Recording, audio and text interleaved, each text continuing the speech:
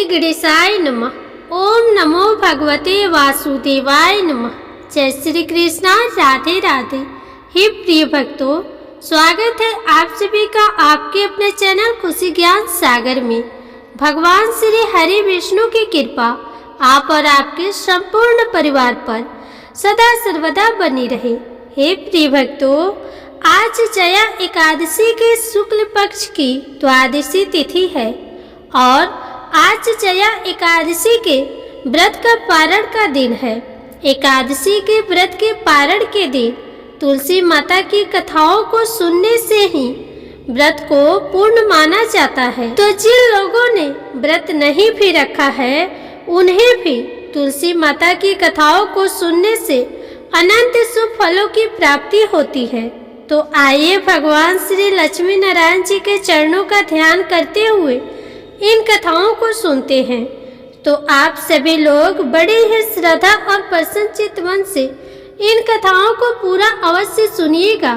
तो प्रेम से बोलिए लक्ष्मी नारायण भगवान की जय, श्री तुलसी शालिग्राम भगवान की जय। तुलसी माता की पहली कथा के अनुसार एक बार देवी तुलसी विवाह हेतु वर ढूंढने के लिए तीर्थ यात्रा पर निकली थी और ढूंढते ढूंढते वह गंगा किनारे पर पहुंच गई। उस वक्त गणेश भगवान गंगा किनारे तप कर रहे थे। उन्हें देखते ही देवी तुलसी उन पर मोहित हो गई और उनके मन में गणेश भगवान से विवाह की इच्छा उत्पन्न हुई। फिर देवी तुलसी ने गणेश जी के पास जाकर उनका ध्यान भंग कर दिया। आंखें खोलने के बाद गणेश भगवान के सामने देवी तुलसी खड़ी थी, लेकिन सामने एक स्त्री है, इसलिए अपने क्रोध को नियंत्रण में रखकर गणेश भगवान ने पूछा, आप कौन है देवी और मेरा ध्यान भंग करने का क्या कारण है? जवाब में देवी तुलसी ने अपने परिचय के साथ गणेश जी से विवाह की बात कर ली। उत्तर में गणेश जी बोले, देवी मैं ब्रह्मचारी हूँ, उस वजह से मैं विवाह नहीं कर सकता। अपने विवाह प्रस्ताव के लिए ना सुनने के बाद देवी तुलसी क्रोधित हो गई और उन्होंने गणेश जी को श्राप दे दिया कि उनका ब्रह्मचर्य टूटेगा और उनके 2 विवाह होंगे। इस बात पर गणेश भगवान भयंकर क्रोधित हो उठे, क्योंकि एक तो वह स्त्री है, इसलिए ध्यान भंग करने पर भी गणेश जी ने कुछ नहीं कहा और इतनी विनम्रता से बात करने पर भी उन्हें श्राप दिया गया। फिर गणेश जी ने भी देवी तुलसी को श्राप दिया कि तुम्हारा विवाह शंखचूड़ नाम के असुर के साथ होगा। एक देवी होकर भी उनका विवाह एक राक्षस से होगा। ये जानकर देवी तुलसी विचलित हो गई और विनायक जी से इस कठोर श्राप से मुक्ति दिलाने की क्षमा याचना करने लगी। फिर गणेश जी को तुलसी देवी पर दया आ गई। वह बोले कि मेरा श्राप तो बदल नहीं सकता, वह तो सच होकर ही रहेगा, लेकिन अगले जन्म में तुम एक पेड़ बनोगे और भगवान विष्णु जी की अति प्रिय होगी। उनकी पूजा में भी तुम्हारा एक महत्वपूर्ण स्थान होगा और कलयुग के इंसान को तुम मोक्ष का मार्ग दिखाओगी।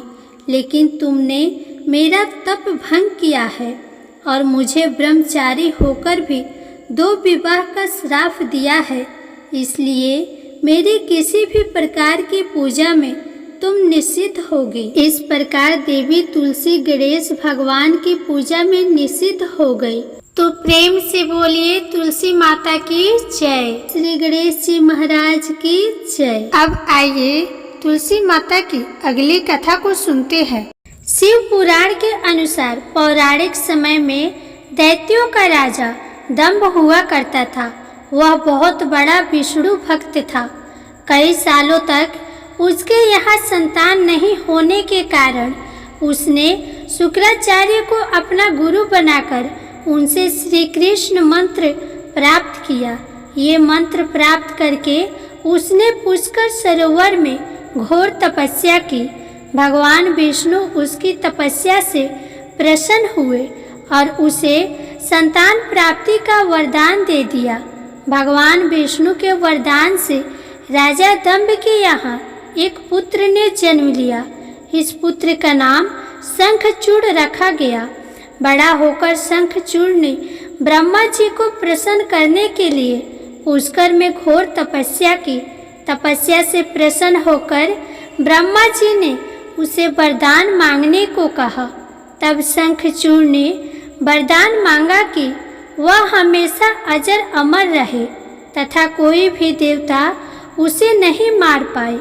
ब्रह्मा जी ने उसे यह वरदान दे दिया और कहा कि वह बद्री वन में जाकर धर्मध्वज की पुत्री तुलसी जो तपस्या कर रही है उसे विवाह कर ले। शंखचूड़ ने वैसा ही किया और तुलसी के साथ विवाह के बाद सुखपूर्वक रहने लगा।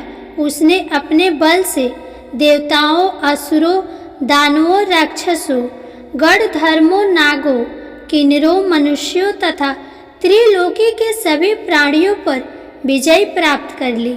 वह भगवान श्री कृष्ण का परम भक्त था। शंखचूड़ के अत्याचारों से सभी देवता परेशान होकर ब्रह्मा जी के पास गए और ब्रह्मा जी ने उन्हें विष्णु के पास ले गए।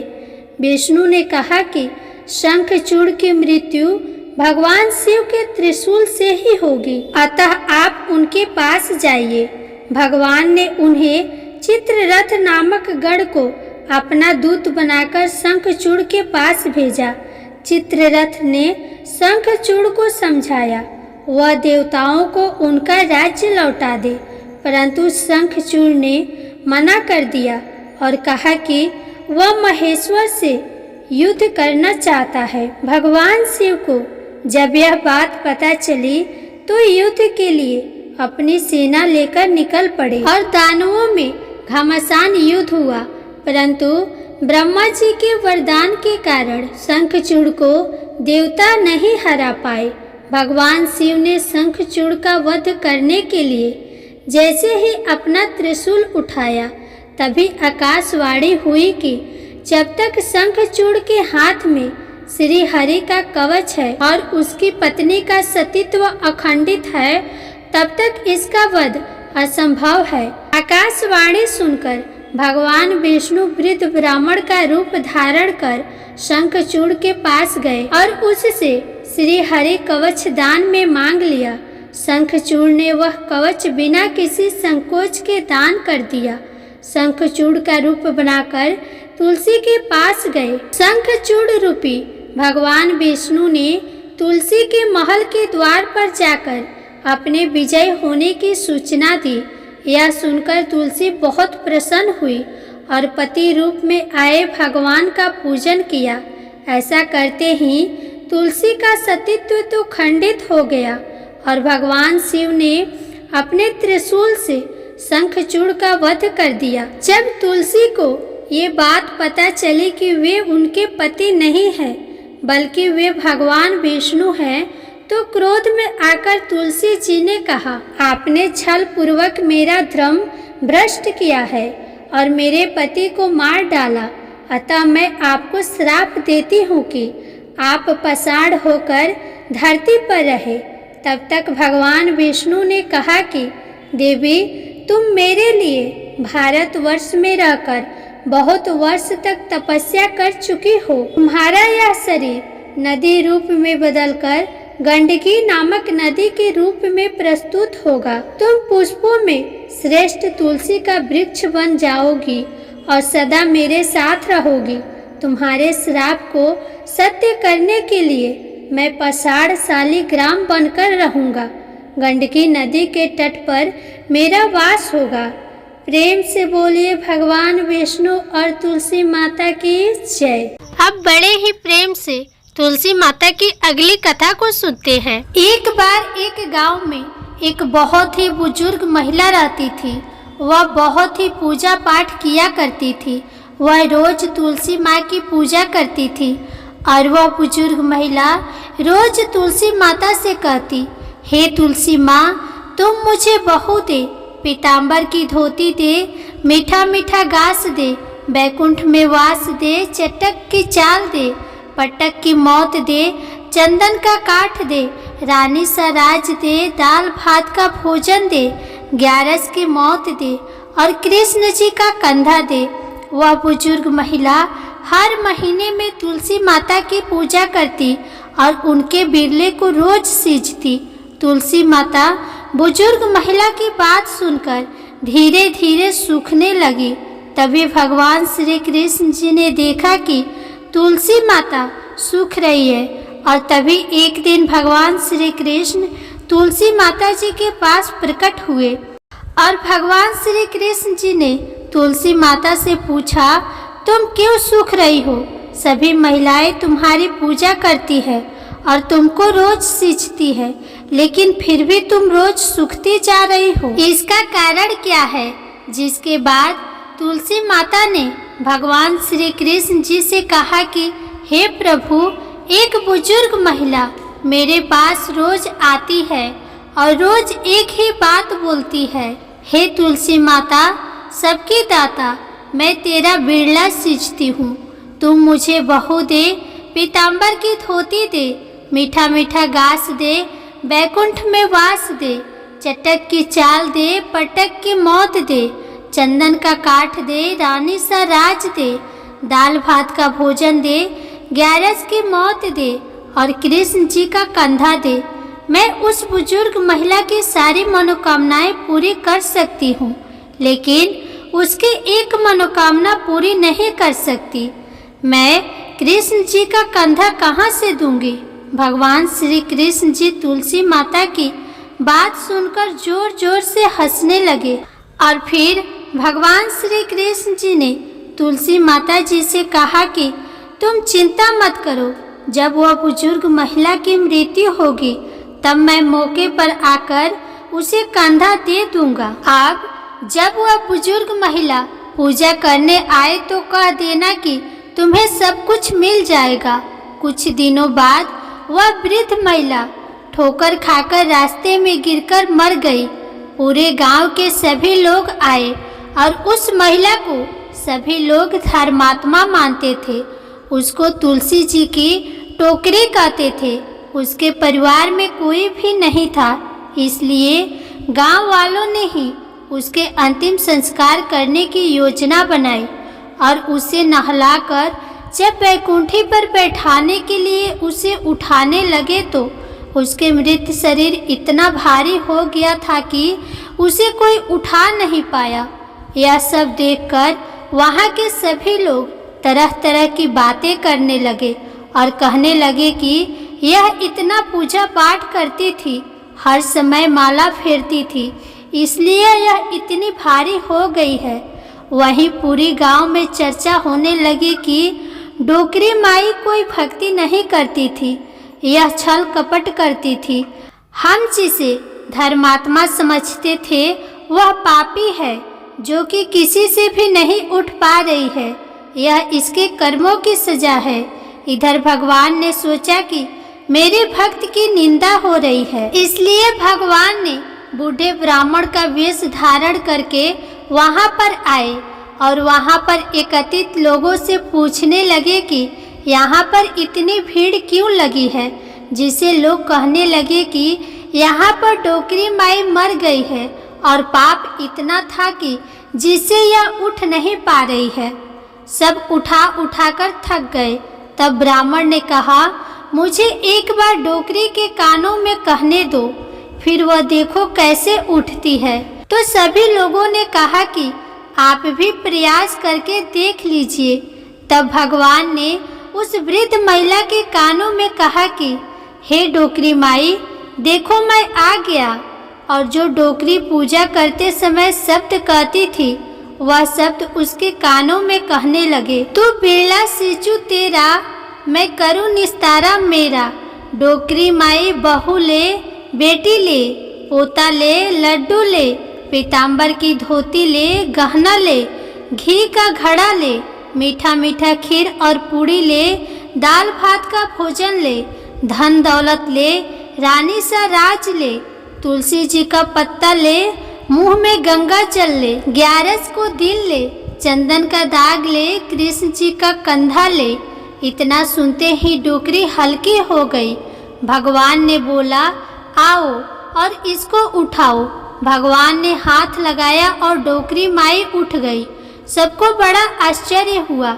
उसे खूब धूमधाम से ले जाया गया। भगवान उसे अपने कंधे पर ले गए।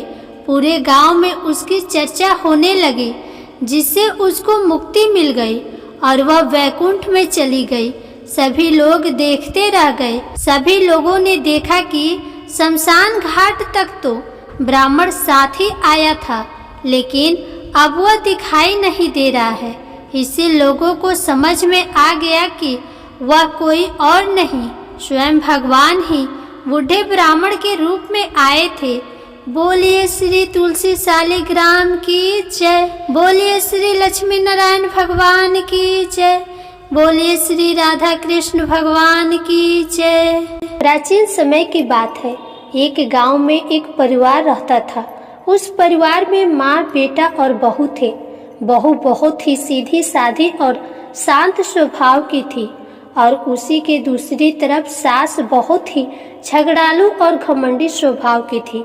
वह अपनी बहू पर बहुत अत्याचार करती थी।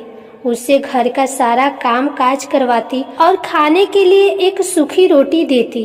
अब बहू के पति इन सब बातों से अनजान था। उसे कुछ भी पता नहीं था। वो तो सुबह होते ही खेत में काम करने चला जाता। बहू सास के कहे अनुसार घर के काम में लग जाती थी। एक दिन बहू ने देखा पड़ोसन नया मटका लाई है। पड़ोसन ने बात ही बात में बताया कि वह वैशाख स्नान करने की तैयारियां कर रही है। बहू को वैशाख मास के बारे में कुछ भी नहीं पता था, इसलिए वह पड़ोसन से पूछने लगी तो पड़ोसन ने उसे पूरी जानकारी देते हुए बताया कि वैशाख का पवित्र महीना तुरंत फल देने वाला है। साथ ही तुलसी माता की महिमा भी बहू को बताई और कहा, अगर कोई वैशाख में सिर्फ स्नान करके तुलसी माता को सींच दे तब भी उसके जीवन की सभी परेशानियों का अंत हो जाता है। अब बहू अपनी सास के व्यवहार से दुखी तो थी ही। उसने सोचा, हो सकता है तुलसी माता की पूजा और प्रताप से ही मेरे जीवन में सब कुछ ठीक हो जाए। अब यही सोचकर बहू ने अपने मन में तुलसी माता की पूजा और वैशाख स्नान करने का निर्णय ले लिया। शाम को तुलसी और वैशाख मास की महिमा अपनी सास को बताई। सास बोली, कोई जरूरत नहीं है कोई नियम वियम लेने की, घर का काम करो, बस यही तुम्हारे लिए पूजा पाठ है। अब बहू क्या कहती, चुप हो गई। वैशाख मास शुरू हुआ। अब बहू ने क्या किया, वह बहुत जल्दी सुबह उठकर नदी में स्नान करने चली जाती। वहीं एक घड़े में पानी भरती और तुलसी माता के पौधे को सींच देती। फिर वहीं बैठकर तुलसी माता की कहानी सुन लेती। अब बहू ने ये नियम ले लिया था, सास के जागने से पहले वापस घर आ जाती थी। अब ये रोज का सिलसिला था। किसी तरह 15 दिन बीते। एक दिन सास सुबह जल्दी उठ गई। उसने देखा घर में बहू है ही नहीं। उसे कुछ गड़बड़ लगी। अगले दिन भी सास जल्दी उठी तो उस दिन भी बहू घर पर नहीं थी। सास समझ गई कि जरूर ये वैशाख स्नान कर रही होगी और तुलसी सींच रही होगी। सास सोचने लगी, अगर मैं मुंह से बोलूंगी तो घर में बेकार में लड़ाई झगड़ा होगी। अब उसने सोचा कि क्या करूं कि बहू का नित्य नेम छूट जाए। अगले दिन सास ने उसका मटका बदल दिया। पक्के मटके की जगह कच्ची मिट्टी का मटका रख दिया। सुबह अंधेरे में ही बहू कच्ची मिट्टी का ही मटका लेकर नदी पर चली गई। बहू ने स्नान किया। फिर उसने मटके में जल भरने के लिए जैसे ही मटका नदी में डुबोया, मटका गल गया और सारी मिट्टी बह गई। अब बहू यह देखकर रोने लगी।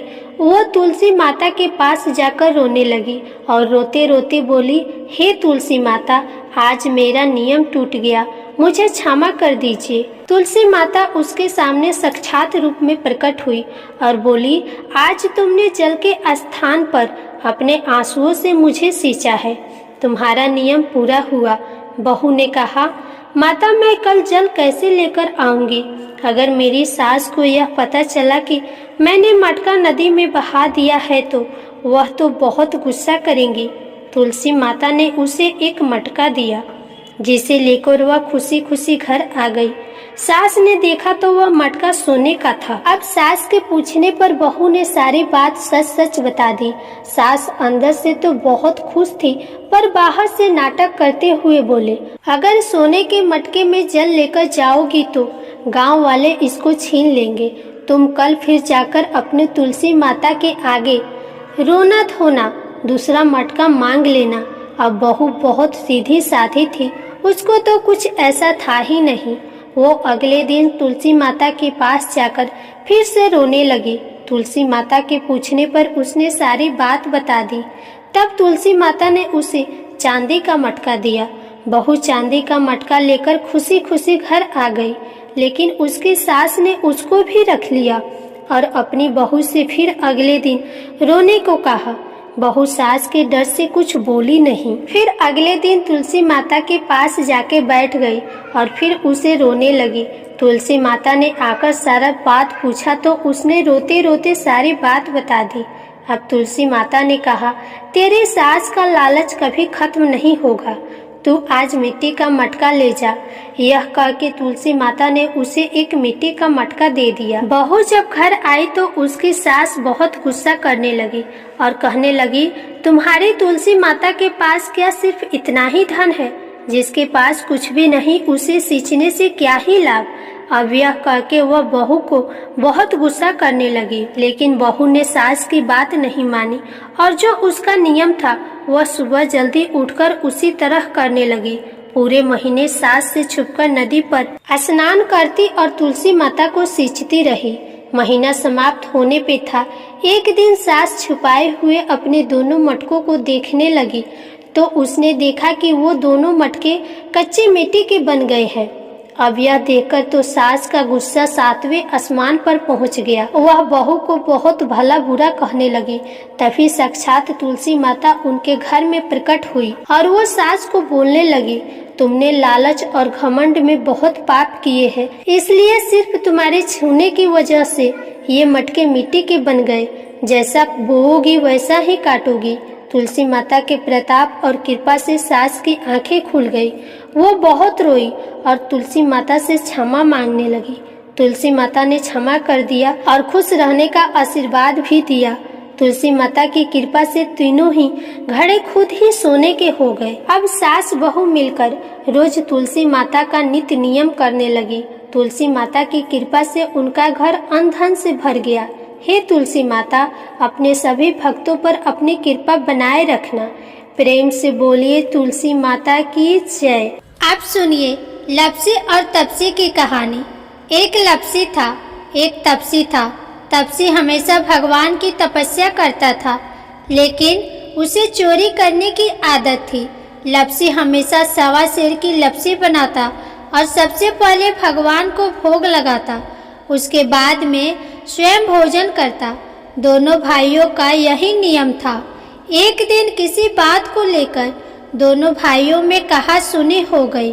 तपसी कहने लगा कि मैं रोजाना भगवान की तपस्या करता हूँ, इसीलिए मैं बड़ा हूँ। तो लपसी बोला कि मैं रोज भगवान को 1.25 सेर का लपसी का भोग लगाता हूँ, इसीलिए मैं बड़ा हूँ। ऐसा कहते हुए दोनों जोर जोर से लड़ने लगे। तभी वहाँ से नारद जी गुजर रहे थे। दोनों को लड़ता हुआ देखकर वहाँ आए और उनसे पूछा कि तुम दोनों लड़ क्यों रहे हो? तो दोनों ने अपने आप को बड़ा बताया और साथ में बड़ा होने का कारण भी बताया। तो नारद जी बोले कि इसका फैसला मैं कर दूंगा, कल आकर बता दूंगा कि कौन बड़ा है। दूसरे दिन लपसी और तपसी नहाकर अपने रोज की भक्ति करने आए तो नारद जी ने छुपकर 1.25 करोड़ की एक एक अंगूठी उन दोनों के आगे रख दी। जैसे ही भक्ति करते हुए तपसी की नज़र उस अंगूठी पर पड़ी तो उसने चुपचाप से उठाई और अपने पैर के नीचे दबा दी। लपसी की नज़र अंगूठी पर पड़ी, लेकिन उसने ध्यान नहीं दिया। उसने पहले भगवान को भोग लगाया और फिर स्वयं भोजन करने के लिए बैठ गया। थोड़ी ही देर बाद नारद जी सामने आए तो दोनों ने पूछा कि अब बताओ हम दोनों में से कौन बड़ा है? तो नारद जी ने तपसी से कहा, तपस्या तो तुम करते हो, इतनी तपस्या करने के बाद भी तुम्हारी चोरी करने की आदत नहीं गई। यह अंगूठी मैंने ही तुम दोनों के आगे रखी थी। मैं ये देखना चाहता था कि तुम दोनों में से किनके मन में लालच है, तो तूने तो अंगूठी दिखाई पड़ते ही झट से अपने पैर के नीचे दबा ली।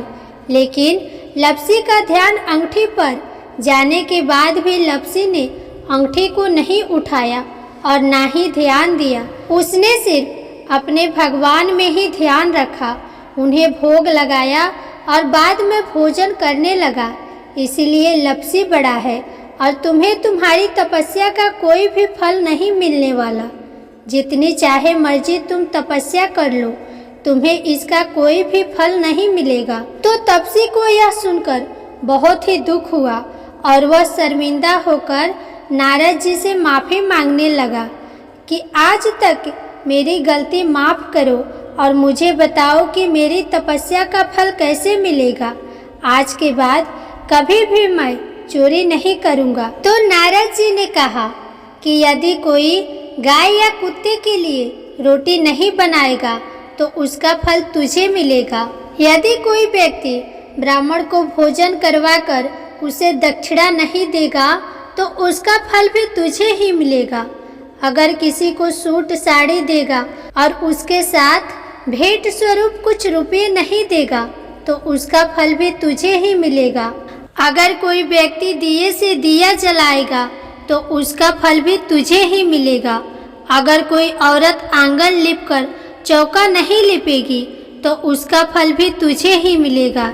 यदि कोई व्रत कथा में सारी कहानी सुन ले लेकिन तुम्हारी कहानी ना सुने तो उसका फल भी तुझे ही मिलेगा। उसी दिन से हर व्रत कथा और कहानी के साथ लपसी तपसी की कहानी कही और सुनी जाती है। प्रेम से बोलिए भगवान श्री लक्ष्मी नारायण की जय, तुलसी माता की जय, एकादशी माता की जय, भगवान गणेश की जय।